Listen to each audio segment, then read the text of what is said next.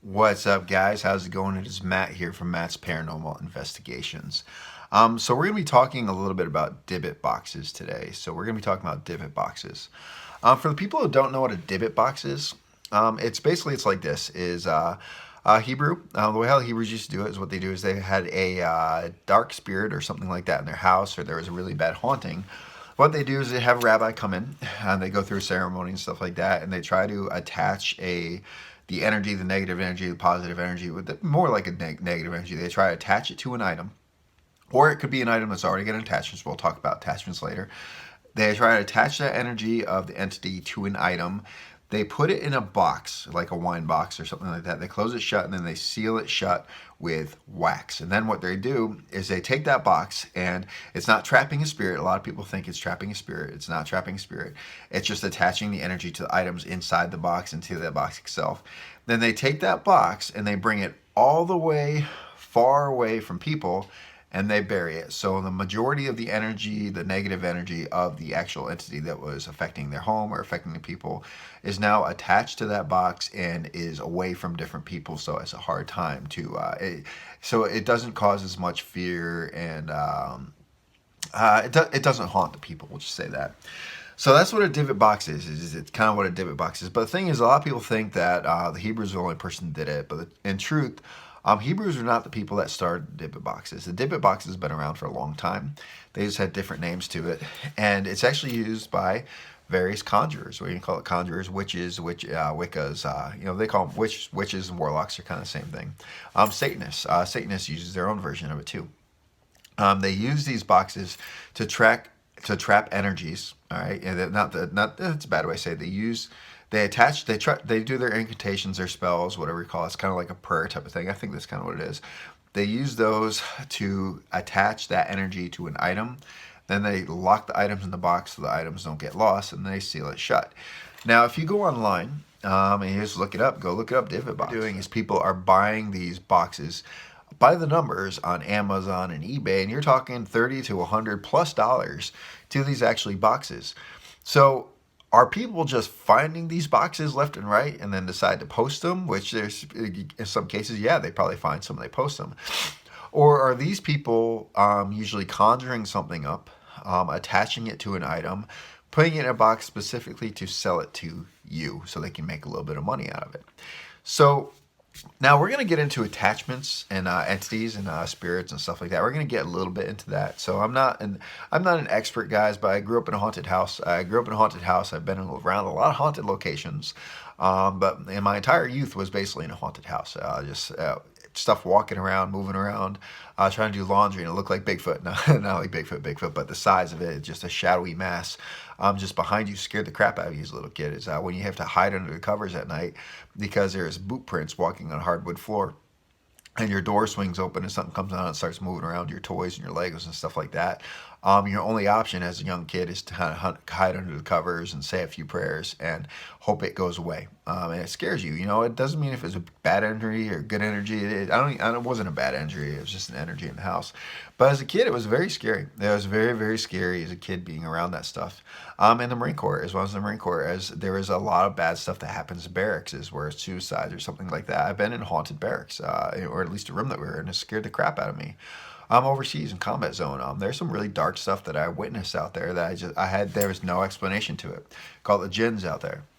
There was no explanation, and I'll do stories about that stuff later and stuff like that too. So I'm no stranger to the paranormal. I'm no stranger to the ghosts and no stranger to haunting. I've always been a fan of shows like Ghost Hunters. Ghost Adventures is a little dark, but it's a pretty cool show. Well, like Ghost Hunters and stuff like that, I've always enjoyed that stuff, and I've always done my own personal research into it. So I like the YouTube videos and stuff like that. So that's just a little bit of my background that comes into the actual, my background in spirits and the afterlife and stuff like that. We're going to talk a little bit about attachments. All right, we're going to talk a little bit about attachments here. So in life, if someone passes, all right, their energy leaves, their spirit leaves. All right, I'm a Christian. I believe a spirit is you're trying to make its way to heaven. And if you're good, you get your way to heaven. You accept. I'm not going to get into my faith, but you guys know what Christianity is. But what is a soul? It's an energy. It's an energy that's inside a person. It's what makes the person who it is. It's who that person is. It's their soul. Now, when someone passes, that energy is released from the body, and it goes on. It moves on to the afterlife. Now, at the same time, is if that energy is been attached to something in their life, just was seriously attached to something, whether it was like a doll they had when they were a kid or something like that, or just certain items and stuff like that, some of that energy can actually go and find that way to that and actually make an attachment to it, not live in it like a soul, but actually attach itself to it. So wherever that item is, part of that energy of that person that's left over is attached to it. Now, on the same note, if something dies, if someone dies abruptly, and no one knows, it can prove, you can't prove or disprove this, but if someone dies abruptly and they don't realize that they have passed, that can be wandering spirits and stuff like that. It automatically attaches itself to something, and it can be attached to items, or it can be attached to a house. It's fully the wood that's made in the house. There's energy that can be attached to that, but a lot of times it's actually attached to specific things that energy, that person in life was attached to. On the same note, when it comes to demonic stuff, the dark side, demons are not spirits. Okay, they come from a different plane. They are not humans. All right, demons are not humans. That's why they smell sulfur. They smell bad things. They scratch people. They're always trying to mock Trinity, the Holy Trinity. They're trying to mock Jesus. They're trying to mock God. That's what demons are. And what they do is they actually develop, they try to make attachments. Demons try to attach themselves to things and to people, all right? And they do attach themselves to people. Now, what they do is once they make an attachment, now it's not like something you can just get rid of, unless you have exorcism, you might not be able to fully get rid of it. That thing can follow you everywhere, not out of your house, out of your home, wherever it is. It can follow you across the freaking world if you want. If you go from one side to another, if you're America, you go to China, that thing can follow you all the way over there. That energy will always be on your body unless you get like an exorcism or get special help and stuff like that. So demons are horrible, horrible things. Now there's also stuff like magicians. There's two types of magicians. There's the illusionists and there's the demonic magicians, like the David Blaine's, all right, like the Chris Angel. They have actually, what it does is they actually, in order to get famous is what they do, they kind of make a bargain. They go through, there's different, I've never seen it, but there's different rituals and stuff like that. They make a bargain with these demonic entities, and that they allow that thing to be attached to them, and that entity helps them perform, helps them do the stuff, gives them the power they want to perform. Some of the stuff that cannot be done, they just set up on the street, it violates physics and stuff like that. It is not CGI, it's not stuff like that. It is real stuff that takes place that demon does for them. In return, when that magician dies, guess who owns their soul? That's right, the demon. The demon owns their soul. So that's another video that I'll do for another time. So demonic magicians, that's what they are. They have a demon that's attached to them. Like, for example, David Blaine. If you ever watch him do out and do street stuff, and he'll basically put himself in an odd position, which gravity, it doesn't make sense. Gravity would knock you down. You can't do that. And he twists his body in weird ways. If you take a close look at his eyes, you notice his eyes kind of white over and almost like it takes over. A lot of people don't get that. If you actually pay attention, you see that. That's actually the demon taking possession of him. That's possession, that demon that's attached to him. Possession, or basically it possesses him and allows those things to happen, makes that stuff happen. Now these guys, they have multiple amulets for different religions. They believe in all religions. In truth, what they are is they're mainly following in the ways, kind of dark ways. They really use dark magic in order to perform and be able to get millionaires and stuff like that. Yeah, the tit for tat, right? I mean, is tit for tat. That's how it is.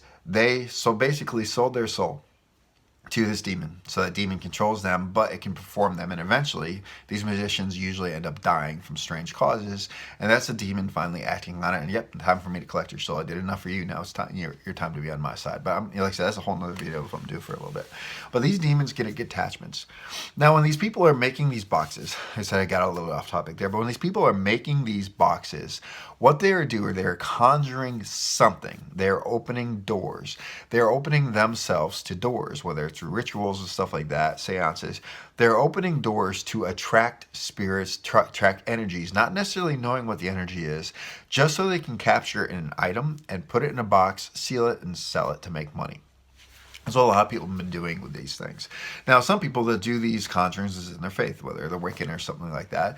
They do these conjurings, and then they realize that's a really, really dark energy, and they need to get rid of it, so they attach it to one of these boxes, a Dybbuk box. They attach it to an item, put it in a box, seal the box, and then they sell it again. Now, you should be going out there, should be getting away. Now, at the same time, there's Satanists that also create these boxes. They purposely try to conjure dark, evil spirits, dark, evil demons, demonic entities. They conjure these legions, whatever. They conjure what they can. They conjure everything that they can to try to collect it into the box and send it out to the world. To make money off of it. Yeah, greed is the root of all evil, and also to spread that evil.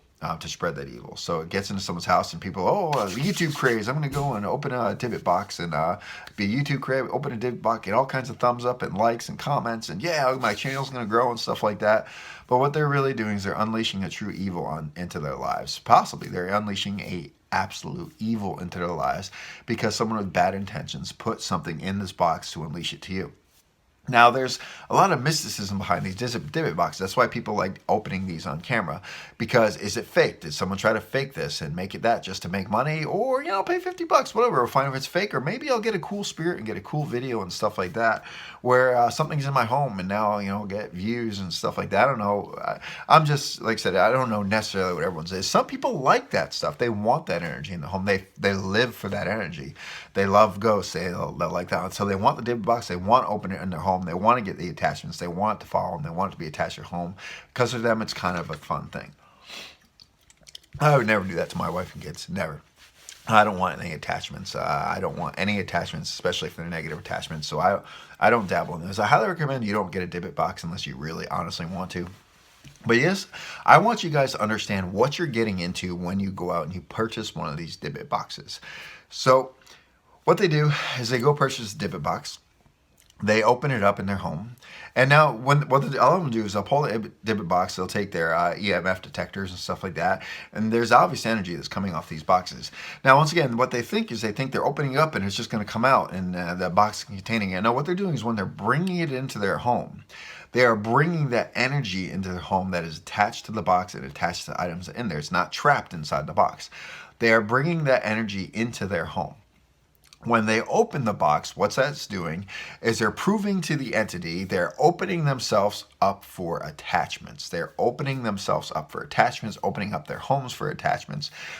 So when they do the actual physical thing of opening the box, they're letting down their guard, or they're letting the evil spirits or whatever the attachment is, whether it's evil, light, dark, whatever it is, they're opening themselves up to that thing to be attached to them.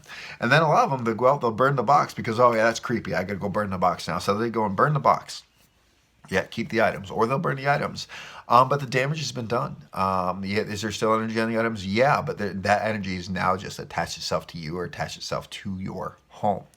So I recommend don't doing that unless you really want something in your home where you don't mind having a demonic entity possibly attaching its body and sucking your actual force off you, not life force, and actually draining you dry of your happiness and stuff like that, sending you into deep depressions and stuff like that, or possibly to death. If you really want that, by all means do that. If do your own thing, you do your thing, I'll do mine. I refuse to buy any of these Dybbuk boxes to do investigations or stuff like that.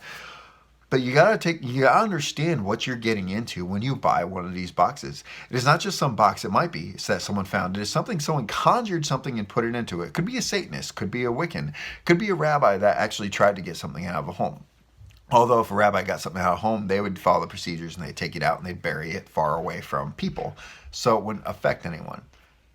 However, it could be something else.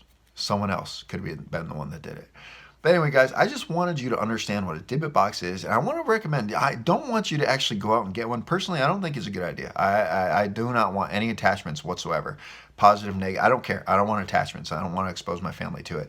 I don't want investigating, which also can open yourself to attachments, but I don't want to physically bring one into my home and personally get in there and open up myself to an attachment, open up my children and my family to an attachment to it.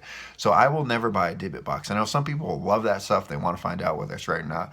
I'm just trying to explain to you what you're getting into when you're actually getting a Dybbuk box to do these videos. Anyway, guys, if you like this video, like, share, subscribe. Please comment below, guys. Please comment below. So this is my B channel. I've been doing YouTube for a while, but this is my B channel. So I want to grow this channel, guys. So please comment below. The more you actually give me likes, the more you share this video, the more you comment, the more it actually pushes the video. So anyway, guys, join me again soon. We'll be doing this again, guys. So once again, thank you for joining me. Peace.